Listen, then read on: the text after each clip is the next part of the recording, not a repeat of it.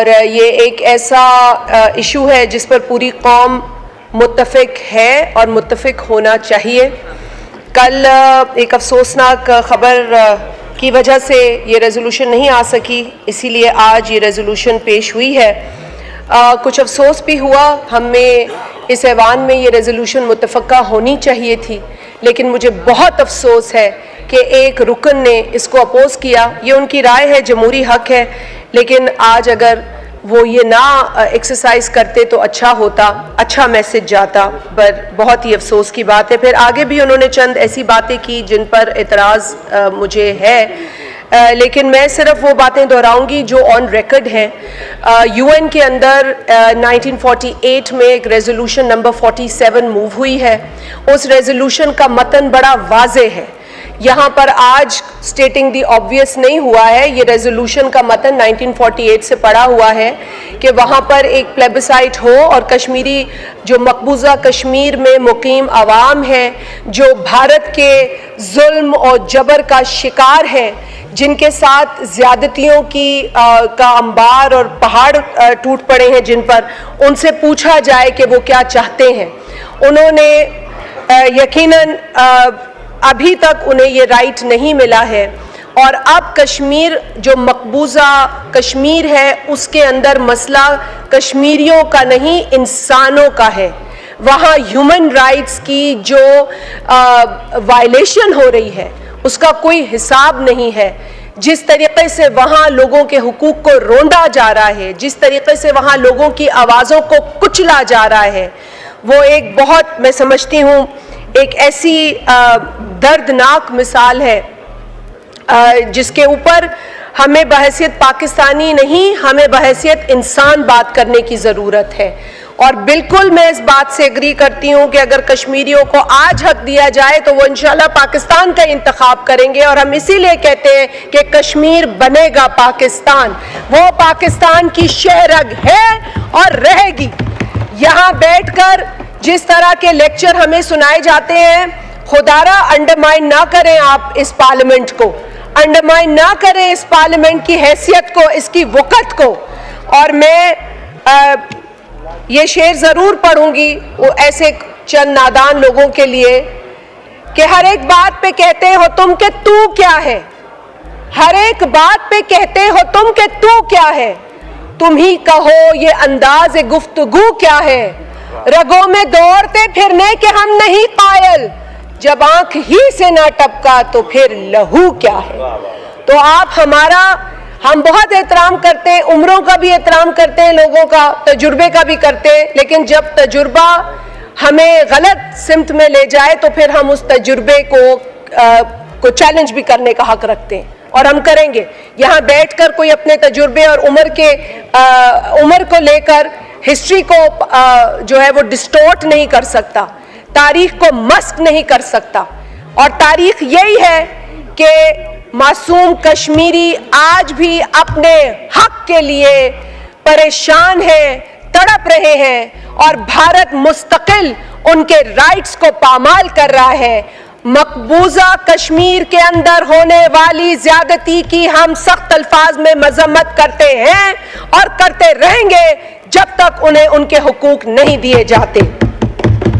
Sir, यहाँ पर और भी बातें हुई जो कि नहीं होनी चाहिए थी, लेकिन बड़े अफसोस के साथ मुझे कहना पड़ता है कि मुल्क के अंदर नफरत को फरोग देने के कल्चर को परवान चढ़ाने वाले को बार बार यहाँ पर लाया जाता है। जो इस ऐवान का हिस्सा ही नहीं है उसका बार बार जिक्र किया जाता है।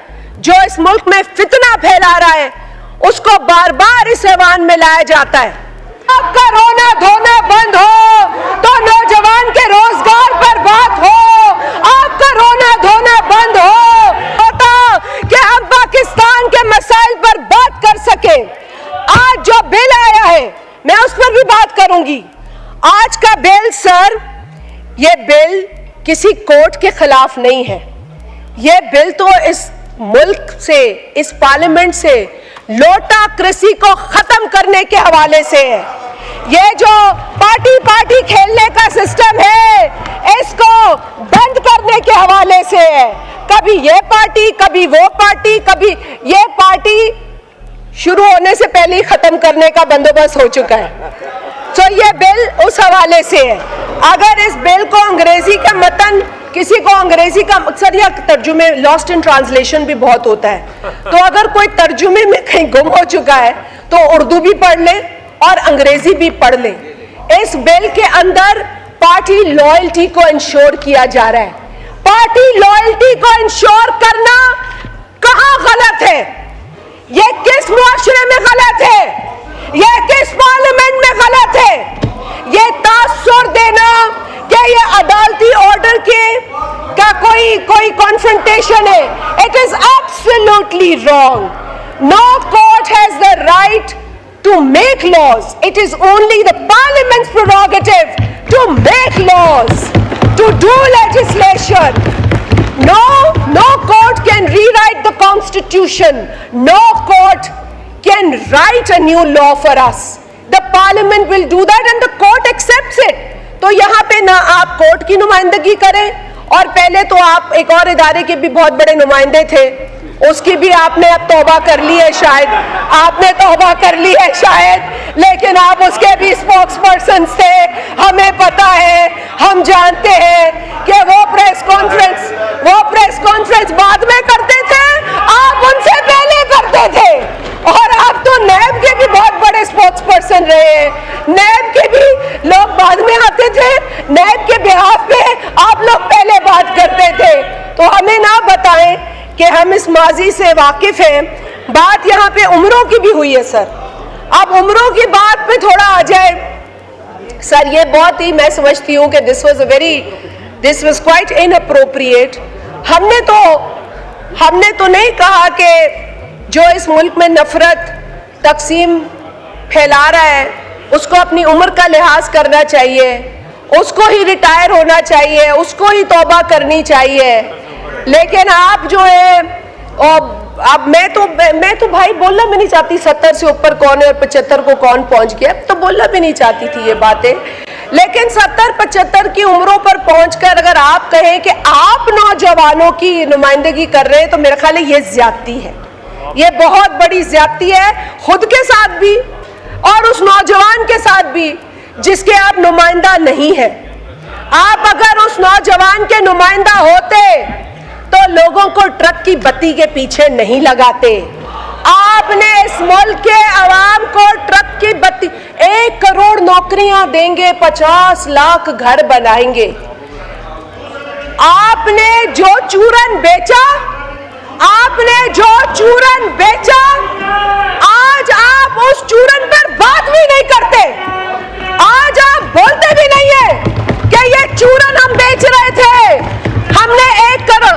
आपने अपने केपी में, जहां आप कहते हैं ना जी हमारी हुकूमत है, क्योंकि सिंध के लिए तो जो आपके लीडर की बातें थी ना वो काबिले मजम्मत और काबिले अफसोस है। लेकिन आप जो केपी की बात करते थे ना, वहां आप यूनिवर्सिटीज का फंड कम कर रहे हैं, आप वहां यूनिवर्सिटीज के फंड को काट रहे हैं। आप मुझे बताएं कि क्या केपी में स्टूडेंट्स को तालीम हासिल करने का हक नहीं है? आपने खैबर पख्तूनख्वा का जो हशर किया है, अल्लाह ना करे कि कभी आपको मौका मिले, क्योंकि आपने पाकिस्तान के साथ भी यही करना है। और आज जो आप पाकिस्तान के साथ कर रहे हैं, ये जो आपने नया तरीका, ये जो आपने ये ट्रोल का तरीका लगाया हुआ है, ये जो आपने डिजिटल टेररिज्म किया हुआ है, इसकी भी आपने हदें पार कर दी है। खैर से ये जो आपने डिजिटल टेररिज्म, ना किसी की पगड़ी छोड़ी, ना किसी का दुपट्टा छोड़ा, ना किसी की चादर छोड़ी। आप लोग समझते हैं कि ये डिजिटल टेररिज्म हम बर्दाश्त करेंगे? अब हम बर्दाश्त नहीं करेंगे। ये मुल्क मुतहम्मिल नहीं है तकसीम का, ये मुल्क मुतहम्मिल नहीं है नफरत का। पाकिस्तान के मसाइल उस एक आदमी से बहुत बड़े हैं जिसका रोना रोज रोते हो तुम लोग। बहुत बड़े हमारे मसाइल। मेरी औलाद मुझसे पूछती है, मेरी बस करो, ये दहशतगर्दी नहीं चलेगी। मैं खातून हूं, एहतराम करो, बैठो। बड़े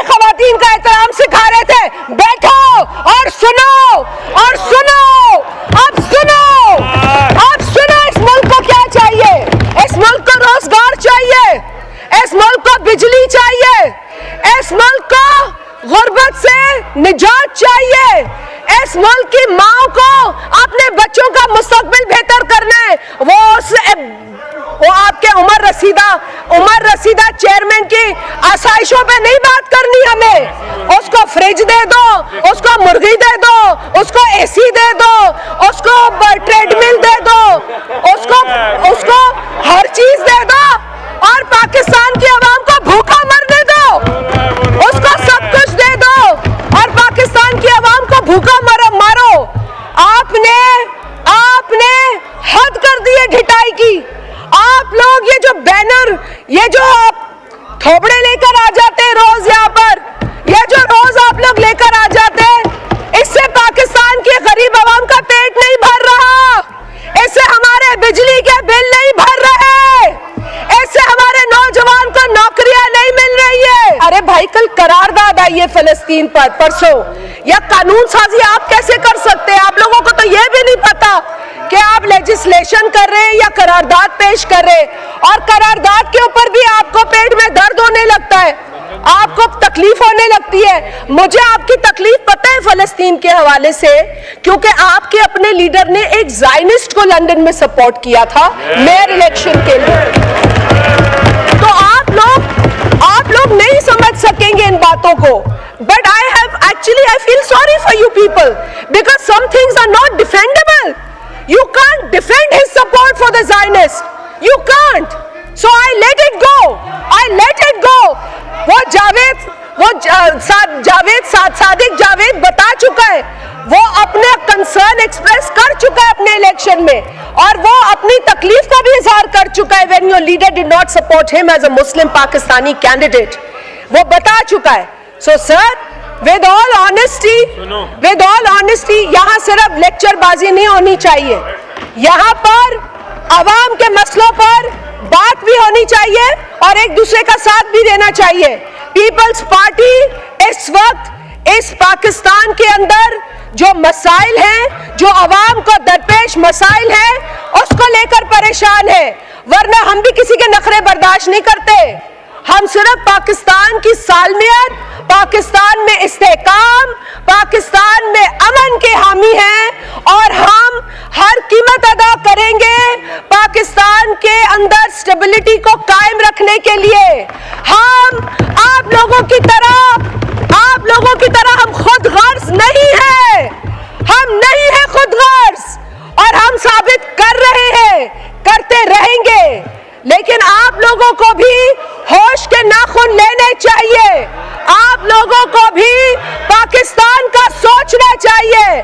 अमेरिका की कांग्रेस में पाकिस्तान में मुदाखलत की रेजोल्यूशन आती है तो आप लोग खुश होते हैं, और रेजोल्यूशन कौन लाता है? जो इजराइल का सबसे बड़ा सपोर्टर है। रेजोल्यूशन कौन लाता है? जिसने कई बिल पास किए इजराइल को वेपनाइज करने के, और आप यहाँ खुश होते हैं कि ओ वो इजराइल का सपोर्टर जो है कांग्रेसमैन, उसने हमारे लिए वहां पे बात की, उसने बात की, पाकिस्तान में मुदाखलत की और आपने उसे वेलकम किया। I say it's a shame that you have done this. Pakistan Peoples Party को इन्हीं अदालतों से बदतरीन फैसले मिले। शहीद जुल्फिकार अली भुट्टो को फांसी लगाई गई, लेकिन एक भी कारकुन ने किसी पर हमला नहीं किया। खुद को आग लगाई हमारे कारकुनों ने, खुद को जलाया, लेकिन आपने 9 मई को पूरे पाकिस्तान को तंग कर दिया। आपने वो हरकतें की है जो आज तारीख का हिस्सा भी है और हमारी नस्लें याद भी रखेंगी कि 9 मई को जो दहशतगर्दी इस मुल्क में हुई, अब आप अपना दामन झाड़ रहे हैं, अब आप कहते हैं वो तो हम में से थे ही नहीं। तो भाई, अगर आप में से नहीं थे तो तौबा करो, उठ के माफी मांगो। आपने आज तक माफी तो मांगी नहीं, आप तो आज तक यही नहीं, मतलब ये आप जरूर कहते हैं कि हमारा उनसे ताल्लुक नहीं है। तो भाई, अगर आपका ताल्लुक नहीं है तो जिन लोगों ने प्रेस कॉन्फ्रेंस की, जिन लोगों ने कॉल्स की, जिन लोगों ने लोगों को इश्तियाल दिलाया, जिन लोगों ने लोगों को जमा किया, आप फिर कहें कि आप उनको सजा मिलनी चाहिए। आप कंडेम करें उन लोगों को, आप मजम्मत करें उन लोगों की जो पाकिस्तान में तबाही, बर्बादी, तकसीम और नफरत फैलाता है वो मुहिब्बे वतन नहीं हो सकता, वो मुहिब्बे वतन नहीं हो सकता।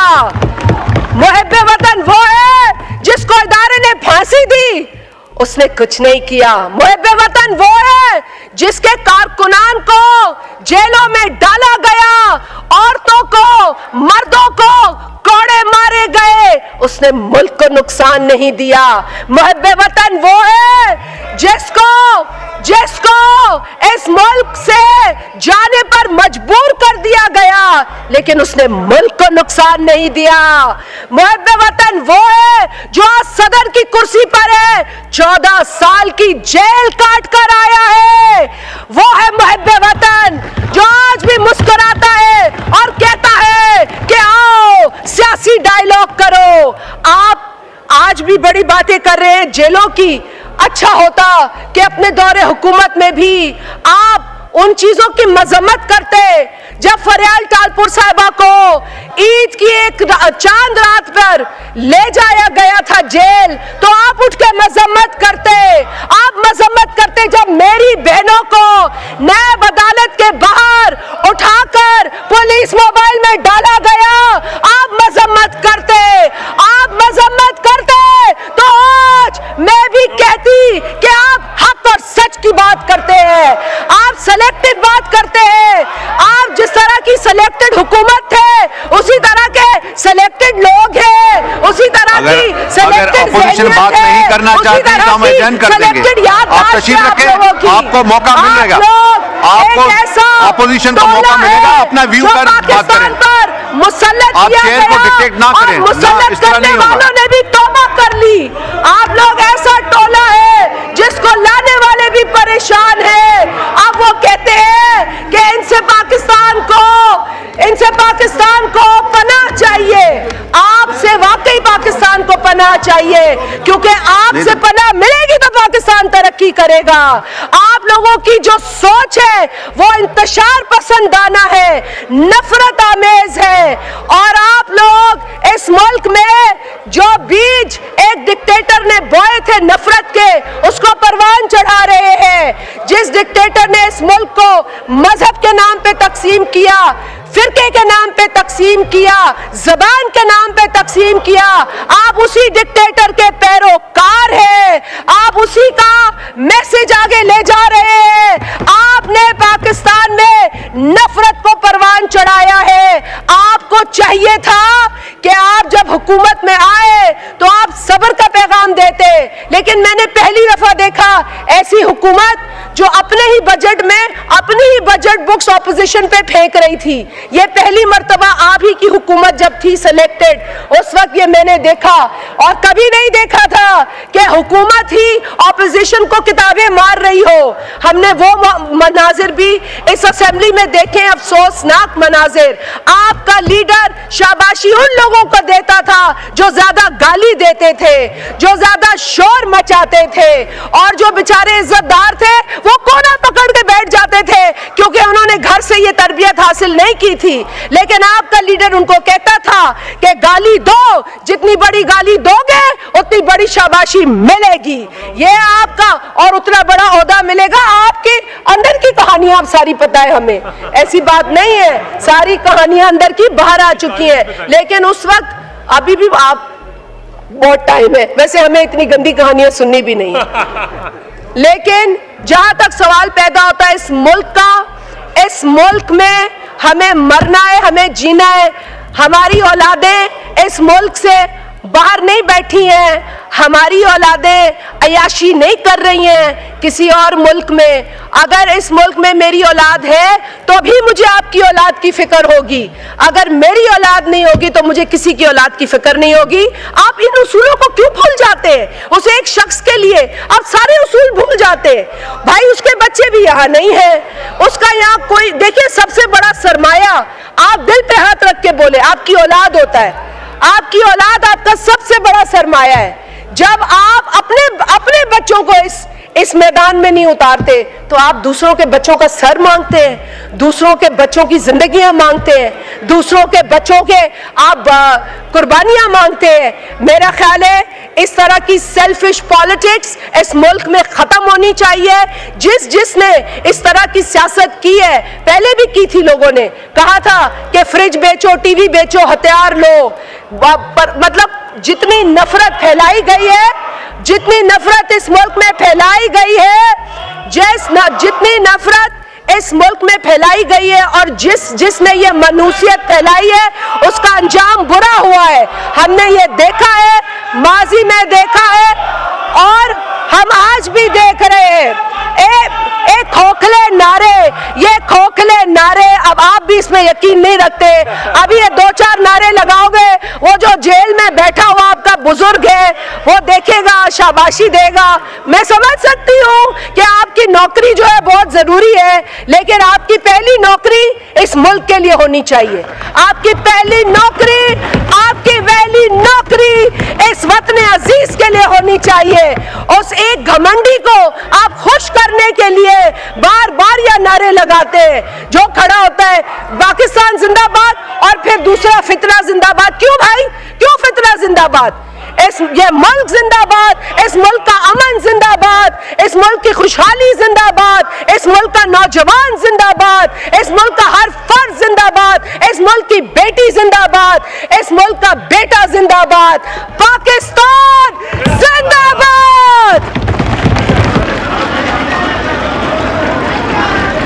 साहिबजादा मोहम्मद हामिद साहब का माइक खोल।